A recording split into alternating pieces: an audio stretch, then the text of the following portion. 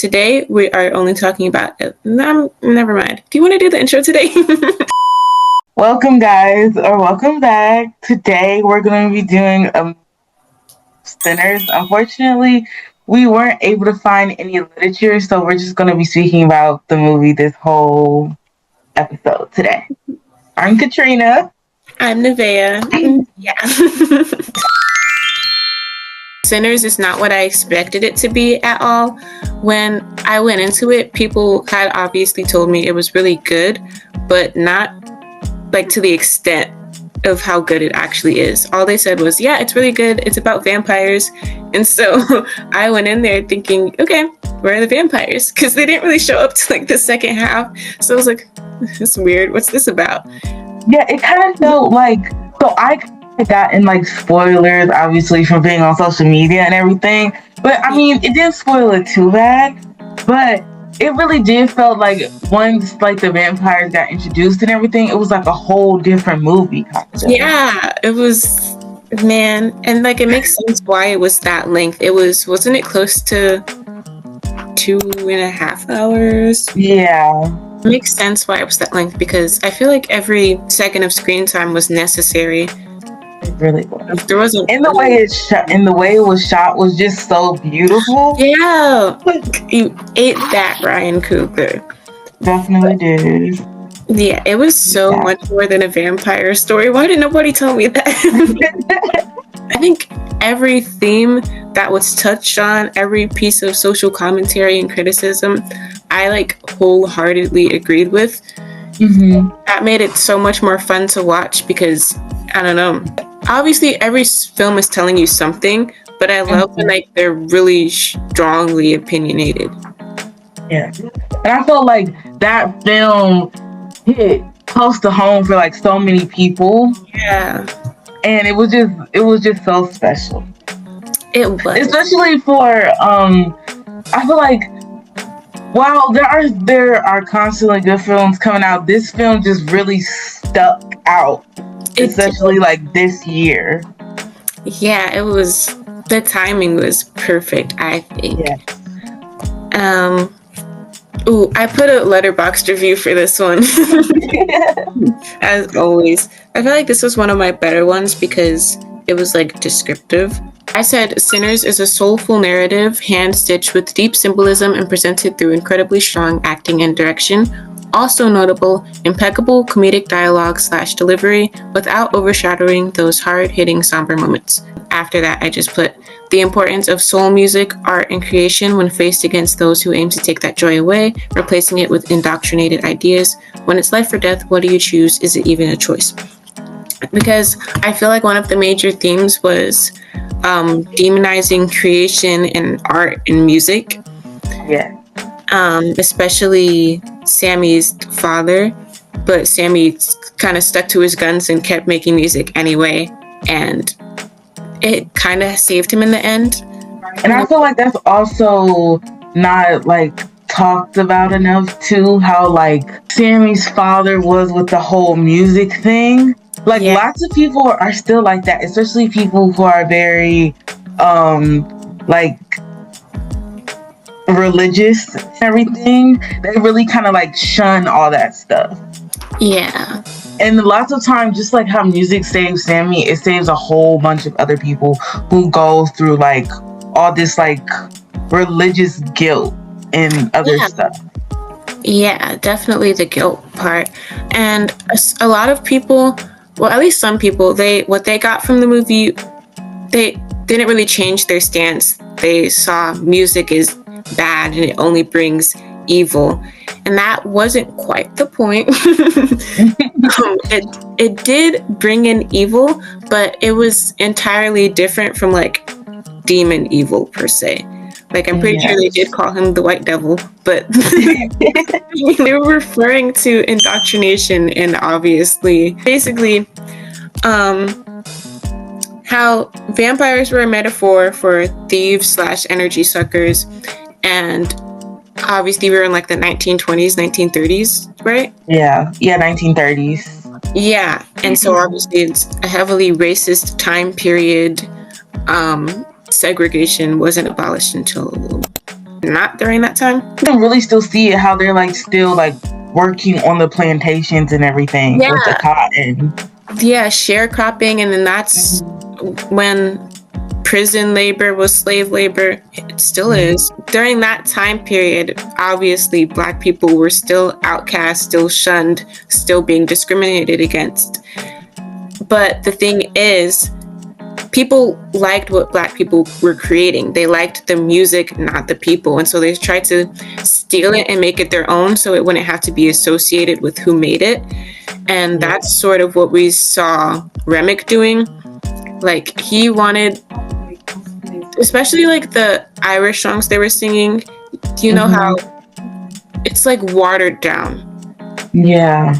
Not the Irish song specifically, but like in general, when people try to replicate the music, it ends up being watered down. It reminded me like of, I think this is the quote, like when it was like, I want to say Sammy and Delta Slim and Stack, they were in the car, and he was talking about how white people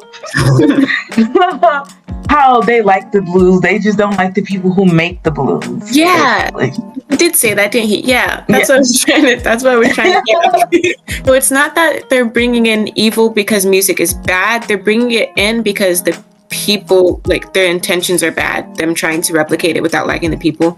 That's the harm in it. The thing is, they wanted to replace that music with like indoctrinated ideas. Like, his father wanted to replace the music with religious indoctrination. He was like, you shouldn't create at all, you should only like stick to what you were taught. And then REMMICK wanted to replace it with Irish music, because the same thing had happened to Irish people, which I'll touch back on later. And so yeah, everyone was trying to get Sammy to stop creating, but he kept creating anyway. And he became like a famous musician and everything. An important scene that really highlights that entire idea we just talked about is when REMMICK and Sammy were in the water, and Sammy was trying to defeat REMMICK by using the Lord's Prayer. But obviously those ideas had been pushed on REMMICK's people, and they were kind of useless. And so Sammy hit him with the guitar, and that's what kind of stalled him for a second so Stack could come in and do his thing. So it's like the music saved him, not necessarily indoctrination. Cause like, and then also again with that religious guilt, you can kind of see it when it was like Sammy and REMMICK, because when he was like saying that prayer and everything, REMMICK was saying it back and said, the same men who stole my land like said those words. And he said, even though like it was like hard for him, they still like bring kind of like comfort or peace or like something within him still. Yeah, and that was really important too. I just think the writing in this film was so good. Every piece of dialogue was, alongside with like the Lord's Prayer being that comfort for them, there's also the concept of music being comforting. Historically, in African American spaces, you can especially see that when Delta Slim was driving past the plantation and saw those people he knew and loved working treated terribly, and he just like broke out into the blues. And that was a perfect example of how Black people will use music as like a form of expression to comfort themselves and work through emotions. Another reason why Sammy like didn't want to get rid of the guitar, because that was his piece, working all day under the hot sun, picking cotton, pricking your fingers. Music was his escape. It wasn't necessarily being enclosed in a church and like that. Yeah, exactly. Another part that, of course, like, I'm pretty sure everybody loves and still talk about, but that whole, like, music scene, like, where the past and the future, like, just all came together and you saw all of it. It was just so amazing, and really, people really needed to see that, too. They did, because a lot of people, like, think that new music is bad and it's not true or anything, but like they included new music too, because it's all music. It's all, I don't know, it all comes from the heart. People think new music doesn't come from the heart, you know, and it's all part of our culture too. So you can't just exclude one without the other. You can't include one without the other. Yeah, and footwork, like the African tradition where like they have the giant suits and they're like, you know what I'm talking about? Yeah. And that being compared to like modern day dancing and modern footwork, like cultural continuation. Yes. That was like the whole thing, cultural continuation. I also kind of liked a little bit how they included Bo Chow and Grace's like ancestor too, because they were also part of their community too, essentially. Yeah. So it was nice to like see them kind of included. Right, like just finding that commonality between people of color and the similar traditions and similar roots. Ooh, I wanted to talk about Hoodoo. You know what Hoodoo is? Oh yes, Hoodoo.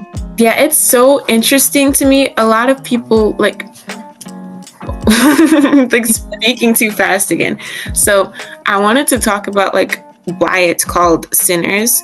We kind of already discussed it, but it's because like everything African Americans tried to create was demonized. Anything that made them feel free or comfortable, like anything that gave power to the people or was a product of joyful creative expression, was demonized because it made them harder to control, I feel. And that also was seen with Hoodoo, because historically, hold on guys, this is a special interest of mine. Historically, Hoodoo was used by enslaved African Americans to help each other out and free each other. It was spell work, not necessarily witchcraft or like what you would think, because people think voodoo, like dark magic. It wasn't necessarily dark magic. It was just they would use, you know, stuff from nature and like chant their intentions into it. Yeah, and it's still like lots of people, some people still like use that, like remedies that their grandmothers have like passed down. They still use stuff like that too. Yeah, remedies, spell work per se, like the mojo bag that Annie gave Smoke. The mojo bag that Annie gave Smoke did protect him, because the second he like got rid of it, he died. But it protected him the entire time because she, you know, took the roots and the natural resources and she put her intention into it, and it worked. And I think that's a really special thing that enslaved people had that motivated them and kept them going, aside from music, was looking out for each other. There's so many stories of like famous but like popular, important African American figures who used Hoodoo to help other people. Like they would give others mojo bags and such, and then the slave master would mysteriously fall ill or something. And so I just think that it was demonized because it gave them hope, and it arguably worked. And that's also, I'm glad you had talked about it too, because so many people were like confused about like the stuff Annie was doing, basically. Yeah. They were like, oh, voodoo, but no, it's not voodoo. It's hoodoo, something like completely different. They're different. Entirely different. You think voodoo, you think what's his name? The purple guy from Princess and the Frog. What's his name? Dr. Facilier? Sorry. Yes. He was working with spirits and he like made a deal with the devil. That's not voodoo, guys. Yeah. Or from American Horror Story, like, I don't know if she's real or not, like Marie Laveau or something. She was like the voodoo queen or something in New Orleans. Guys, that's not voodoo. Yeah, I think I love that was mentioned, because you don't really see that in media a lot, but it was such a heavy part, like in slavery And even like in segregation, just in general, amongst African Americans, it's very cultural. And people try to replace it with their own ideas. They're like, actually, no, you should follow what I believe because I don't like the idea of you having autonomy. Those are like the main things I really liked. Did you have? Because we're obviously missing something. They said a lot. Really, even though at the end it was kind of destroyed, but like how they all came together to make something in that one night that it was. Yeah. Like it kind of like it really reminded me when I think about it, where like how like black towns and everything, like before they were destroyed, like they were so successful and everything. Yeah. But obviously people came, and then in this instance REMMICK, and it was basically destroyed. It was gone just like that. Yeah, one night. Yes, in one night. Yeah, that's why vampires were such a good metaphor, because they really sucked the life out of the entire function. Especially for one night we was free. Yeah, because in theory you're not enslaved technically, but you're still significantly behind your white counterparts due to the effects of slavery. And then all you can do is sharecrop because no one actually wants to employ you, and you get paid like a penny a day, and you have to put in so much work. Another thing, sorry to cut you off, but it also like when those little girls had gave like Annie that money, it wasn't like real money technically, but it was like our money that we could use in like stores and everything. I feel like that was really like significant. Yeah, that is an important piece, because when you're like so shut out mainstream, like you're not making any money. That's another thing. Anytime like Black people were shut out of mainstream spaces, they made their own things. Yes. And that's another part of Black culture. There's a quote I really like. I'll find it by the end of this episode. But that's like another staple in Black culture, is making stuff from scratch, because we had to, because we weren't given the same opportunities. The quote was, "For 400 years, they've been giving us scraps, but every time we take scraps and make a masterpiece. We took the scraps and made soul food. We took the scraps and made fashion, jazz, rock, hip hop, and R&B. We took the ghettos, gave them culture, and made them up to the standards of gentrification." Like, yeah, that's really... We make lemons from lemonade. Yeah. We make lemonade from lemon. Yeah, same thing. So it says, yeah, we took our pain and made jazz, rock, hip hop, and R&B. We took the ghettos, gave them culture, and built them up to the standards of gentrification. Yeah, heavy on the we took the pain and made music, because that's a core piece of the film. And yeah, it was all destroyed in one night, the one night that they were free. Also, Mary, I feel like she was an important character. She was. For a while, I couldn't figure out why. I was like, why do we have Mary here? And for one, obviously interracial relationships were demonized as well. And also, she tried really hard to be supportive of Black spaces, but she was naive. That's why she went back out to talk to REMMICK, when obviously no one else on the juke joint trusted them. But she had the privilege of not knowing why necessarily. But I will say it's also naive, but I also felt like she kind of knew, because she knew she wasn't like all the other people she was in the space with.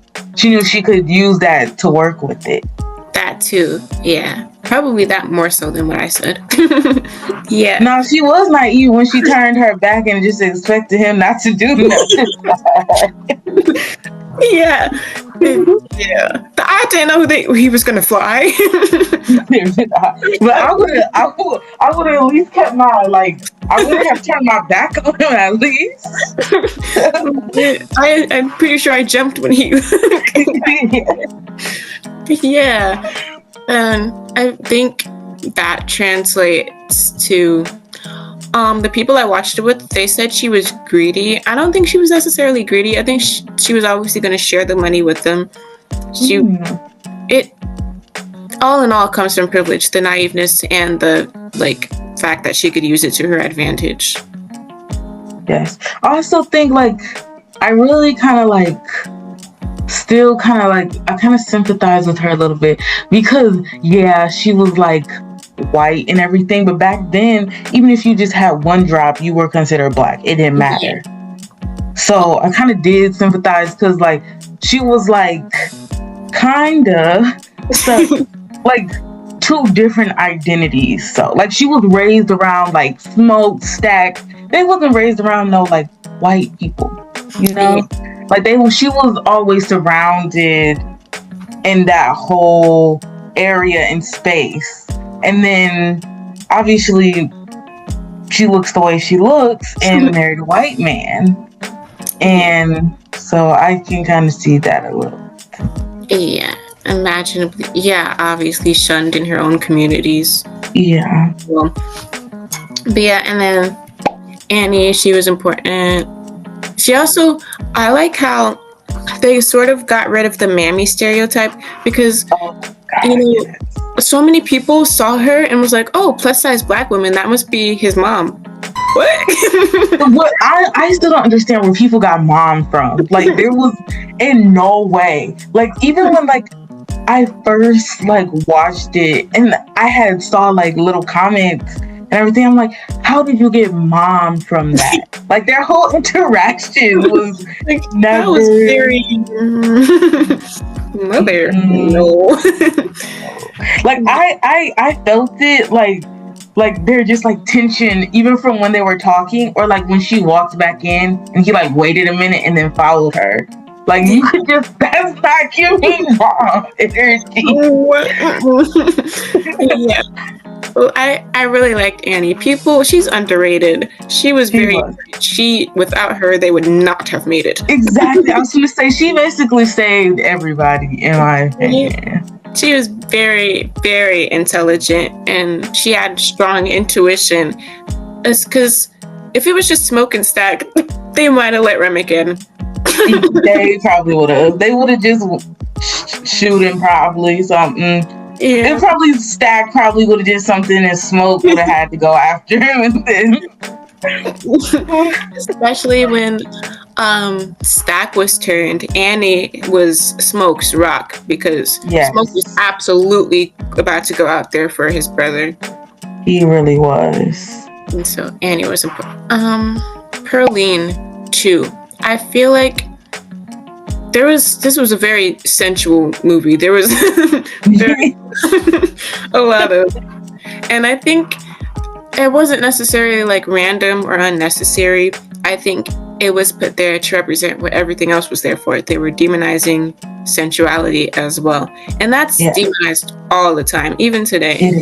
It's always been like less, I mean, still today, like obviously women weren't allowed to show any skin, like ankles were like, whoa. And so now people show more skin and like that people still, that doesn't sit right with them. I guess like, obviously I get their point to a degree, especially if you're young. If including all the sensuality in Sinners was that it shouldn't be demonized all the time in all instances. Yeah, and so I think that's like the importance of PEARLINE's character. What would you say? I'd say the same thing. Mary. And she kind of like used it in her own way. Like she never let other people like kind of like berate her for it. Like she stood tall in what she's like, how she showed herself to other people. Yeah. Basically. She was never like ashamed or anything. Yeah. And like that was heavily appreciated in the juke joint too. Like everyone was free to be themselves. I especially liked how Annie pointed that out. Like some people, they didn't have enough money because they're not making enough money sharecropping on plantations. And I don't remember if it was Smoke or Stack, but they were like, don't let them in. They're not paying full price. And Annie was like, we need to make this space by us, for us. They won't feel accepted if like they need to. It was Smoke. Smoke? Yeah, that's not like something you would say. They won't feel accepted if they have to drop a band just to dance. Yeah. And then that also, like, just like that using like their own money and everything was also that part too. Super important for us to see. Yeah, very. Mary. Ooh, we should talk about Smoke and Stack. Okay. Obviously, everyone's been talking about the color symbolism. Well, yes, because Stack was red. He was fiery, intense, impulsive, Yes. and Smoke was blue. How do I more like calculating and not as easy to anger. Like it's like Stack was more like shoot first, talk later. Stack was like talk first, shoot later, basically. Yeah. I mean, mind you, he did shoot those two people, but he did talk to them first, so he did talk to them. Yeah. And so they balanced each other out. Kudos to Michael B. Jordan, because you could genuinely see the difference between their characters. Yes, you really could. Yeah. And also, a lot of people spoke about like the lack of fragile masculinity, because when like in male spaces, like best friends or family members, you're not supposed to be huggy or touchy or saying I love you, because that's like feminine or something. Like apparently you have sugar in your tank. Like guys, no. So I like how they were able to like freely express that brotherly familial love, and like it wasn't weird, because it's not weird. It's not. And I feel like that's such needed, especially for like men in like boys today, especially like African American men and boys, because like they're like taught from a young age not to show any emotion, even if it's sadness or happiness. It's like you kind of have to be really guarded. Yeah. But then they show like you can show that love, like how they showed love to each other, because like brother love, and then even the love to their love interests, like Smoke and Annie. Yeah. Like he was never like cold towards her, basically. He always had like some warmth towards her all the time. Yeah, because they were obviously both very masculine and strong, Yes. and like unafraid, but they were able to show love, and you can absolutely have both. You don't need to be nonchalant to be strong. Oh, definitely. Or like when Stack, when he was talking at like he was trying to get married to go out, and he did like the whole speech with Mary, talking about I love you, but I can't be with you. Yeah. And it really just showed like his emotions and everything. Like he didn't just shy away from it. Right, he was vulnerable, and Yes. vulnerability is important as well. But yeah, Stack's impulsiveness and I feel like that makes sense why they got him first. Poor Stack, man. Although it was like Mary's impulsiveness first, that's probably why they were together. Yes. And I just think that was an important parallel. Sammy, I think we talked about Sammy. Yeah. I think that was, I don't know about everyone. I'm like, cousins, a lot of people spoke about cousinhood. I don't know how like popular that is. I know I'm like not super close with all of my cousins, but like the ones I am close with, they're like siblings. I don't know, would you say that's like a Black experience? I would say that is, because I feel like even like when I hear like my parents, like especially my mom, talking about like when like just how close people are with their cousins and just their family in general. And I was happy to see that, because even though me and my cousins weren't as close as we used to be, we were super close when we were younger, just like growing up, always being around each other, always at like grandma's house or something, just hanging out. And so to see that bond in there was just very refreshing, because you hardly see cousin love like that. Like, yes, we love sibling love, we love that too, but cousin love it hits deep too, especially in our community.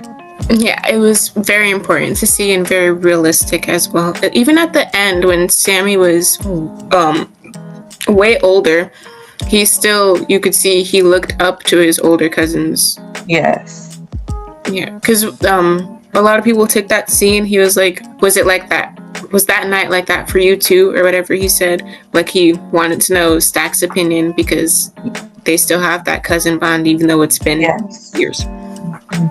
And he didn't, like, when he came in, it's not like he was like cold towards him or anything. They even like hugged, like patted him and everything. It was like, yeah, I still show you affection, I still love you, you're still my cousin. Like, you'll always be like that older cousin that I looked up to. So. Right. Yeah. Recap: Smoke, Stack, Mary, and Delta Slim. He was funny. He was sort of the comedic relief, but I think he was also an important character. Yes, he was. Especially during when they had drove past the prisoners, and they had he had seen the people that he knew and everything. That whole scene was just phenomenal. Right, it's almost like survivor's guilt. Not that they're dead, but like he's freer than they are. Mm-hmm. And I guess an example of vices, music is like a healthy healthy copanism. And then alcohol is a vice per se.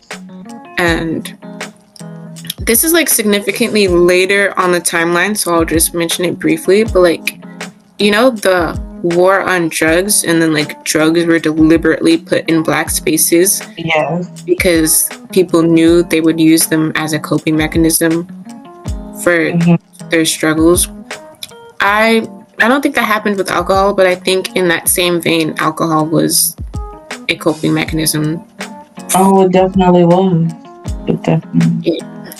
Because there weren't really, I guess back in that time, really back in any time, like before, like I want to say like 2010s, like mental health and all that stuff wasn't really talked about, and people just had different ways to really like cope and everything. And most of the time they were like vices, like you said.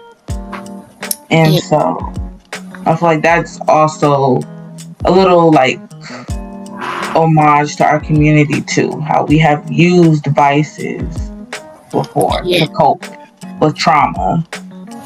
Right, and especially like the earlier in history you go, the more traumatic it is. Yes. 1930s, people think that like this stuff was so long ago. When I think about it, I'm like, okay, I was born 2007. My mom was born in 1973, and before that, I don't know what year my grandma was born. But as you just go back and back, you realize like all the people through your family have been through significant like moments in history, and it's like, oh my gosh, like this stuff was not too long ago. Right? And like, if you weren't enslaved, if your parent was enslaved, you sort of carry that with you, at least emotionally, because you can't really be fully there for your child if you're not fully there mentally. And imagine the traumas of being enslaved, and then you have a kid, and they're probably not going to be totally mentally healthy. And then even after like slavery, like Jim Crow laws, segregation, all that, like it's never fully gone. It still isn't fully gone. Yeah, and just like with each generation, like slavery, then sharecropping and segregation and Jim Crow laws, then it was prison labor, like just heavily arresting people to use them as slave labor. It's just something every decade. It is. And so, but yeah, Delta Slim was important. Is that everybody? I think so, unless you want to touch on REMMICK a little bit more. I forgot about him. Yeah, REMMICK. Whoops. Yeah. That was okay. Again, the concept of vampirism. That was the best metaphor like you could have chosen, because what's not contagious, but like, you know, it spreads. So Yeah. obviously, REMMICK, the same thing happened to his people. Their land was stolen. They were oppressed and such. And it's like, you kind of, oh, you know, if you can't beat him, join him, you know? Yeah. It's like, he didn't want to be on the outskirts anymore. He didn't know what to do. He just wanted to be reunited with his people. And so he kind of turned into the thing he hated the most, per se, by being turned. And yeah, and then like he picked up the clan members. I don't really know where I was going with that. No, but I just say that it just like reminds me like of so much how like even though we didn't like see it, but like how other like people of color or POC people will like suppress other POC people because they want to kind of like fit in with like the status quo, right? Yes, the status quo. Yes. And in my mind, I'm just like, okay, yeah, they might like you a little bit more than us, but not by much. Like they don't like you either. So, like, we should really like just stick together. Like we have. If we all came together, like POC people of color, or whatever, it's like so many numbers in that. But you want to try to, like, you know, like you said, you can't beat them, join them. But you're not segregating us further. We need to exactly. Yeah. But so that's sort of REMMICK's story, and so the ending was bittersweet because some people said, in the act of him being killed and the hive mind being destroyed, he was reunited with his people in the afterlife. And I like that too, because this film, it doesn't demonize religion. It only demonizes, well, it doesn't demonize anything. It doesn't demonize religion. It only speaks about the adverse effects of indoctrination. Yes. There is still an afterlife shown in the film, which is nice because that's one of the only other times I imagine they got to be free. I'm pretty sure that was a belief amongst enslaved African Americans as well. Like a belief in an afterlife. That's like if you like go all the way back, like even like when people were like jumping ships, they were like, I'd rather be free than right. Exactly. be a slave. Yeah. So that's another belief system too. So yeah, in theory, REMMICK was like back with his people after that. And also I really liked the scene with Annie and Smoke, and they got to be reunited with their child.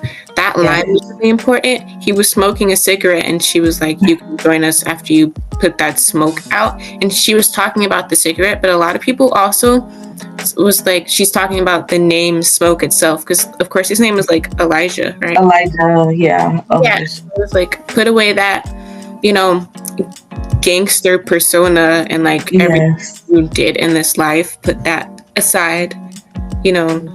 And just like come be with your family. Right, yeah. Yeah, so that was important too. What was Bo Chow's wife? What was her name? Grace. Grace, yeah, Grace. A lot of people got mad at her for calling all the vampires in. You know what? I was mad too, but she lost her husband. They were threatened to go after her child. Yes. Like now people are acting like some of the people wouldn't have done the same thing now.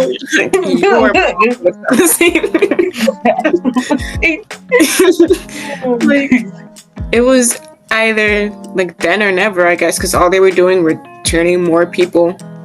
Yes. They're gonna go after her kid. Exactly. Yeah, that was an intense scene. It was really important too. Every scene in there was important. It really was. Grace.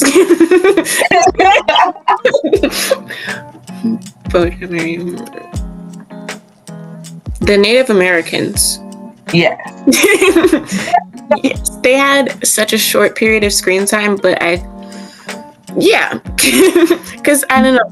Obviously, I'm not Native American, but Native Americans were known for minding their business, being intelligent.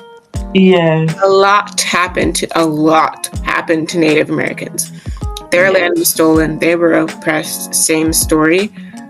And I don't actually know why they aren't talked about as much. Like, I don't know either.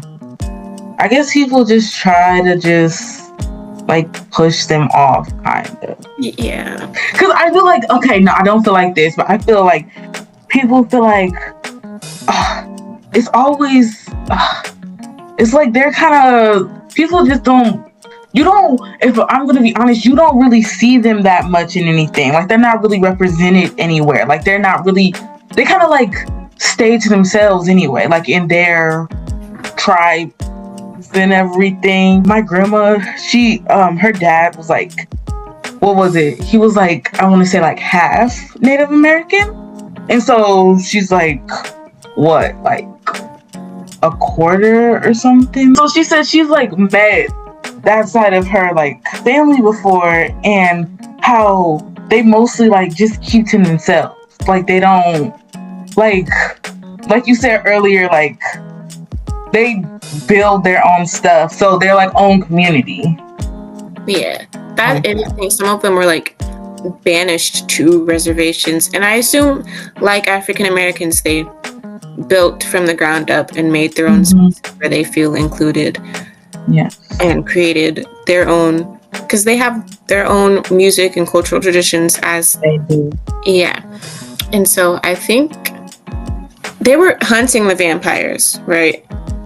And they they were strong, independent, intelligent, and when the sun started to sink, they were out of there. Yeah. It was like, okay, we tried to help you. You didn't warn us, we're gone. Really? Yeah, and so I like that they were included, even though they didn't have a lot of screen time. It sort of showed where everyone was at. Yes.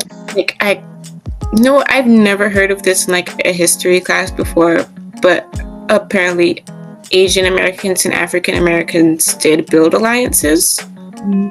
I could see that because cause I know like it was like, especially I had seen somewhere like maybe on TikTok or something, like a clip, and it was like an actual like documentary about how they like the Chinese like immigrated and they like settled like on the Mississippi Delta. And while of course they weren't white, but they weren't black either, so they were kind of like in that middle. And that's also shown in how like Grace and Bo Chow, they had like those two different stores, one for black people, one for white people. So they were kind of like still like helping the community, because again, black people weren't allowed to own anything at that time. So I didn't even notice that they had the two different stores. Wasn't paying attention, I guess. Because I love to watch movie reactions, and so like I had seen multiple people comment on it before, because I didn't notice either. Yeah, so that alliance was important, and then like although they didn't directly illustrate a Native American alliance, it's like we said, they were building their own spaces and doing the smart thing, and and it wasn't like they tried to help either, because even when the racist couple, I forgot their name, the KKK couple, basically, even when like the Native Americans knew they were going to be like probably like racist and everything, they still tried to help and offer their assistance. But as we can see in the movie, they did not take that. So yeah, that's what you get. Exactly. That's what you get. Or even how REMMICK, he tried to appeal to the little racist KK couple by saying those ignorant names about the Native Americans, you know? Yeah. I'm trying to look up their names. BERT. Oh yeah, BERT.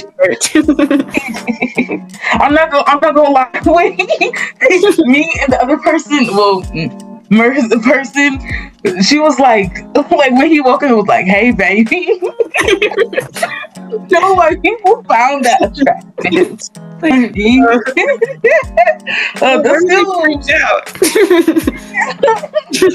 That was so funny because although vampires are used for something completely different here, historically, vampires were used in alternative / gothic media to represent outcasts. So this was like an interesting twist. But like as they were representing outcasts, they've always represented sensuality as well. So it was interesting that like every time someone turned, they like got. Also, I noticed like how I think somebody had commented this on their reaction, but like how they kind of paid like homage a little bit to like horror films, like like when Bert's wife like screamed and that music like starts playing. It's like you see that all throughout like horror films and everything, and it was kind of like a homage and everything to that. Yeah. This was a horror film itself, though, wasn't it? Yeah, I would say yes. But it was also, while I say it is a horror film, you don't really get into the horror like really later into the movie. That's true. Like the first half is just basically you're seeing everybody in their lives and them trying to get the joint started up and everything, and then later on it's like I said, it's kind of like two different movies, kind of. So yeah, the horror really doesn't start till later in the movie. Yeah, and then a lot of people pointed out how even if the vampires never found them, they still would have all been dead by morning because all of the clan members came that next morning. My entire audience cheered when he killed the clan. It was like funny and also like really bittersweet because he was like killing all the clan people and also reuniting with Annie. Yes, it was. No, I kind of found it a little funny, like when he like saw Annie and their baby, and then what was his name, Hogback or something, the clan leader or whatever. He said something, and then Smoke shot him and he threw it down and took the baby. He looked so annoyed too. He was like, "Shut up!" For real. He's like, "Be quiet." That was just every scene in this movie. I get why people rewatch it so many times. I've yet to rewatch it.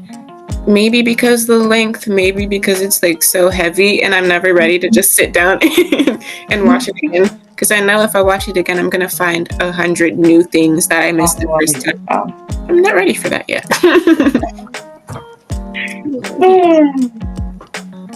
Overall, I think it was great. When people say films are great, actually, they're usually right. But, I'm always a little skeptical. I'm just like, are you sure?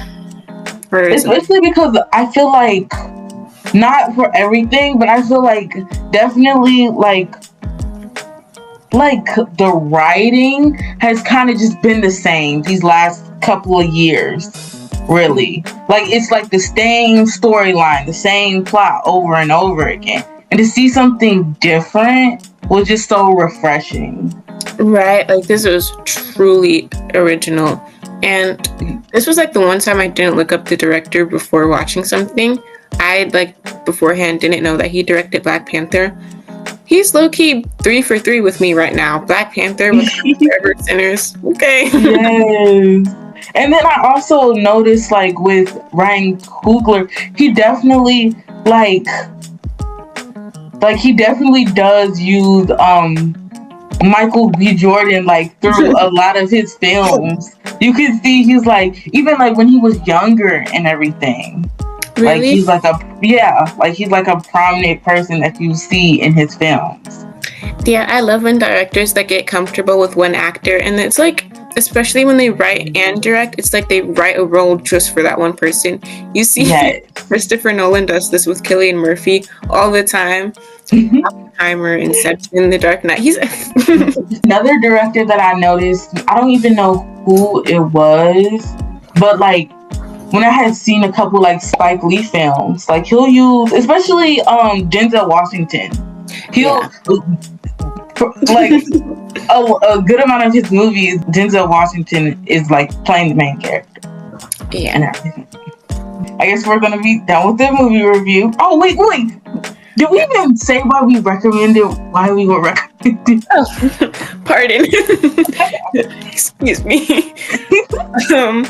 I would recommend it because it's not this often that like recently that you get such an original concept that has so much to say that you haven't necessarily heard before.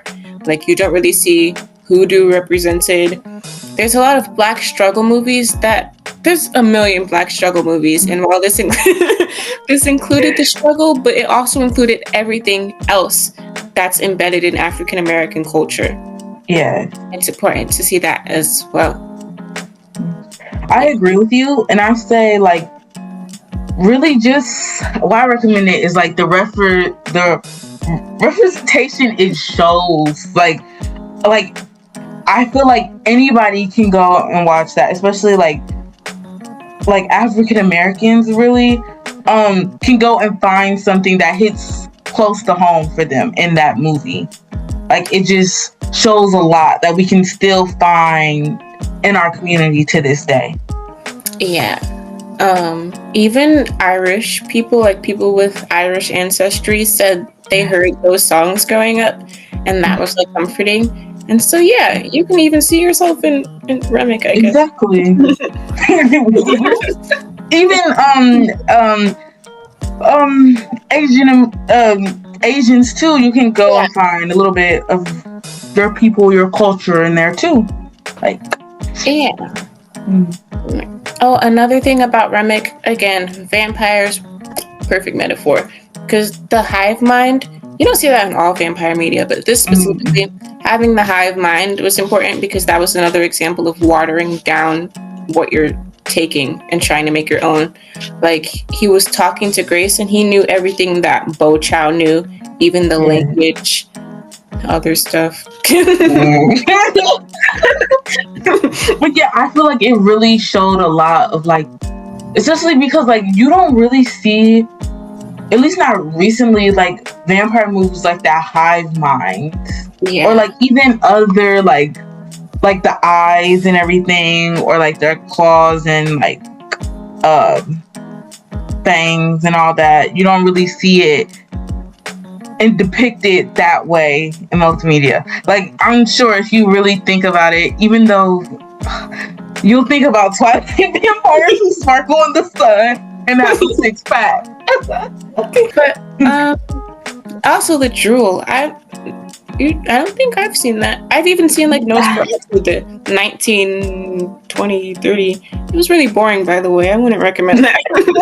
I hate saliva. When Stack and Mary were in that room together, I had to close my eyes. Yeah, that. Guys, cut that out. But hey, enjoy what you enjoy, okay? Yeah. Just not for us. That's it. Yeah. Enjoy. Yeah. But this was a very, very creative piece. I'm glad that there won't be a part 2. Allegedly, the studio wants to make a part 2 without Ryan. And to be honest, I feel like, wow, yes, I would love it. Especially if Ryan Coogler was like doing it and everything. Yeah, he was. But I feel like what else are you really gonna touch on? Because I feel like it's kind of like we saw like the ending and everything. Unless they're gonna touch more upon like Stack and Mary, like with the sequel or something, or possibly a prequel.